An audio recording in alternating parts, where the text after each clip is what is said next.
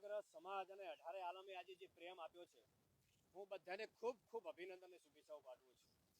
કારણ કે જે પ્રકારે ધાર્મિક સ્થળ ઉપર જે એક સમાજની આસ્થા જોડાયેલી છે એવા ધાર્મિક સ્થળ ઉપર એક આ પ્રકારનો હિચકારો અપહરણ કરાવીને હુમલો કરવામાં આવે તે નિંદનીય છે.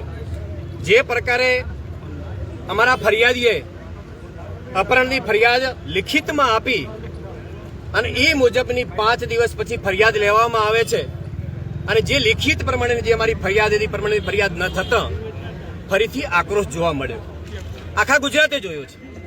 કારણ કે ખૂબ એ પ્રકારનું જે એમના ઉપર અત્યાચાર ગુજારવામાં આવ્યો છે. ખુદ પીડિતે અર્જણ કાકાએ એમના મોઢેથી એમનું નિવેદન એમણે આપ્યું છે કે જે દેવ દરબાર મંઠના મહંતે એમણે અપહરણકર્તાઓને મોકલ્યા છે અપહરણ કરવા માટે, અપહરણ કરાવે છે, ત્યાં લઈ જઈને એમને ઢોર મારવામાં આવે છે એમના લુખ્ખા તત્વો દ્વારા. પછી દોરડો બોધવાની વાત થાય છે. આપણે બધા વિડીયો જોયા છે. વિડીયો જે મારનાર લોકોએ જ ઉતારેલા વિડીયો છે અને એમાં ચોખ્ખું કહેવાય દોરડો લાવો બોધી દઈએ અને રીતસરમાં લઈ જઈને એ મઠના મહંતે દોરડાથી બોધીને ખુદ માનસરીએ લાકડીએ નગ્ન કરી અને એમને મારવામાં આવ્યો છે. ચૌધરી સમાજ હંમેશા શાંતિપ્રિય સમાજ છે. તમે જુઓ 7 દિવસથી કેટલો શાંતિ જાળવી છે. એ જ બતાવે છે કે ચૌધરી સમાજની શાંતિપ્રિય સમાજ છે. ક્યારેક કોઈને વીર વિગ્રહ થાય એવું નિવેદન પણ આપતા નથી, પણ ન્યાયની અપેક્ષા તો રાખે ને. જ્યારે 5 દિવસ પછી જ્યારે ફરિયાદ લેવાની એ ફરિયાદ વિસંગતા વાળી હોય ત્યારે અમને લાગ્યું કે હવે આપણે આ રજૂઆત કરવી જોઈએ.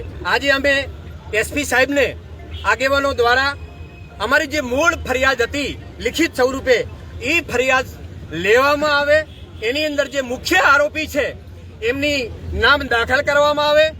એમનું અપહરણ થયું, એમની લૂંટ થઈ, એમને મારવામાં આવ્યા છે, જાનથી માર નાખવાની ધમકી પણ આપી છે. આ બધી કલમો એડ કરવામાં આવે. આમાં અમે પણ અપેક્ષા રાખીએ છીએ કોઈ નિર્દોષને સંડાવવો જોઈએ, પણ જે ખરેખર કાયદેસર જે ગુનેગાર છે એને કડકમાં કડક સજા થવી જોઈએ. જે અમારા આસ્થાના જે કેન્દ્રો છે એના ઉપર જે ગુંડાઓ બેફામ બની રહ્યા છે એ ન બને. અમારા આસ્થાનું કેન્દ્ર જળવાઈ રહે અને આવા બેફામ ચાહે સાધુ સંત કોઈ પણ આમાં સંડોવાયેલો હોય તો એને પણ કડકમાં કડક સજા થાય એવી આજે અમે એસપી સાહેબને રજૂઆત કરી છે.